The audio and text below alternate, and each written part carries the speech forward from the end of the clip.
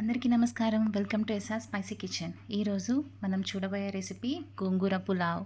ఇది పుల్ల పుల్లంగా, కారంగా చాలా బాగుంటుందండి. స్కూల్కి అలాగే ఆఫీస్ లంచ్ బాక్సెస్కి కూడా ఇది పెట్టేయొచ్చండి. మీకు ఒక్కసారి ట్రై చేసి చూడండి, ఇది మీ ఫేవరెట్ రెసిపీ అయిపోతుంది. ఎలా చేయాలో చూసేద్దాం. ముందుగా స్టవ్ ఆన్ చేసి కుక్కర్ పెట్టుకొని, అలాగే అందులో ఒక స్పూను నెయ్యి వేసి, ఒక స్పూన్ వరకు ఆయిల్ వేసేయండి. ఇప్పుడు ఇందులోకి మసాలా దినుసులు కూడా యాడ్ చేసేద్దాము. యాలక్కాయలు, 4 లవంగాలు, 2 దాల్చిన చెక్క వేసేయండి, సరిపోతుంది. ఇందులో ఒక ఆనియన్ని ఇలా పొడవుగా కట్ చేసుకున్నది కూడా యాడ్ చేసేయండి. ఇది కొంచెం వాడినాక ఒక బిర్యానీ ఆకు కూడా ఇందులో వేసేసేయండి. చూడండి, ఇట్లా కొంచెం ఆనియన్స్ కొంచెం కలర్ చేంజ్ అయ్యాక ఒక స్పూన్ వరకు అల్లం వెల్లుల్లి పేస్ట్ ఇందులో యాడ్ చేసేసి ఒకసారి అంతా మిక్స్ చేసేసి పచ్చివాసన పోయేంత వరకు కొంచెం సేపు వాడనివ్వండి. కొంచెం పచ్చివాసన పోయిన తర్వాత ఇప్పుడు ఇందులో కొంచెం ఉప్పు, అలాగే ఒక అర స్పూన్ వరకు పసుపుని యాడ్ చేసుకుందాం. యాడ్ చేసుకొని మొత్తం ఒకసారి మిక్స్ చేసేద్దాము. చూడండి, పసుపు ఉప్పు యాడ్ చేసినాక ఇలా ఒకసారి మిక్స్ చేసేసాము. ఇప్పుడు ఒక టమాటాని పొడవుగా కట్ చేసుకునింది ఇందులో యాడ్ చేసేసేయండి. ఇందులోకి టమాటా ఎక్కువ అవసరం లేదండి, ఆల్రెడీ గోంగూర వేస్తున్నాం కాబట్టి అది కొంచెం పుల్లగా ఉంటుంది. అలాగే మసాలా దినుసులు కూడా ఎక్కువ వేయాల్సిన అవసరం ఉండదు, ఫ్లేవర్ పోతుంది మళ్ళీ. సో ఇలా టమాటా కూడా బాగా ఆల్మోస్ట్ మగ్గిపోయింది.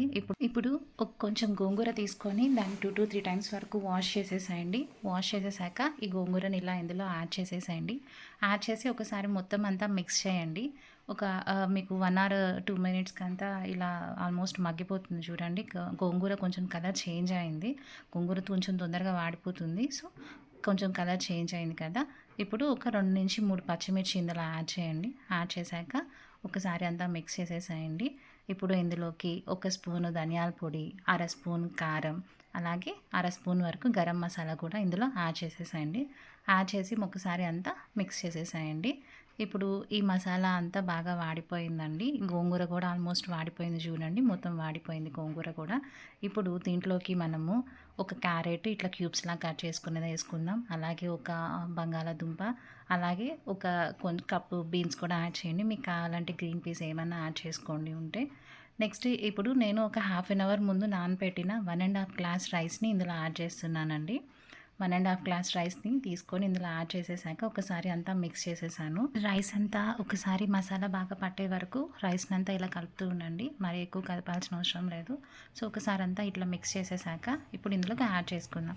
నేను 1.5 గ్లాస్ రైస్ తీసుకున్నాను కాబట్టి 3 గ్లాసుల వాటర్ సరిపోతుంది. ఇది నార్మల్ రైస్ కాబట్టి ఒకటికి 2 గ్లాసుల వాటర్ పోయాల్సి వస్తుంది. సో 1.5 గ్లాస్కి రైస్కి నేను 3 గ్లాసెస్ ఆఫ్ వాటర్ యాడ్ చేశాను. ఒకసారి అంతా మిక్స్ చేసేసాక సాల్ట్ టేస్ట్ చూసుకొని సరిపోకుంటే ఇందులో యాడ్ చేసుకొని కుక్కర్ విజిల్ పెట్టేసేసి మీడియం ఫ్లేమ్ మీద ఒక 2 విజిల్స్ రానివ్వండి, సరిపోతుంది. ప్రెషర్ మొత్తం పోయాక ఒకసారి ఇలా ఓపెన్ చేసి చూద్దాం. చూడండి, ఇట్లా వెజిటేబుల్స్ అన్నీ పైకి వచ్చాయి. సో ఒకసారి మనం గంట తీసుకొని ఒకసారి అంతా మిక్స్ చేసేసుకుంటే కింద రైస్ పైన మసాలా అంతా కూడా బాగా మిక్స్ అయిపోతుందండి. చూడండి, బియ్యం కూడా అన్నం కూడా చాలా పొడి పొడిగా ఉంది. సో ఒకసారి మొత్తం అంతా మిక్స్ చేసేసాక అంతేనండి, వేడి వేడి గోంగూర పులావ్ రెడీ. ఇది మీరు రైతాలోకి సర్వ్ చేసుకోండి, చాలా బాగుంటుంది. ఈ వీడియో కనుక మీకు నచ్చినట్లయితే please like, share and subscribe to my channel. Thank you for watching.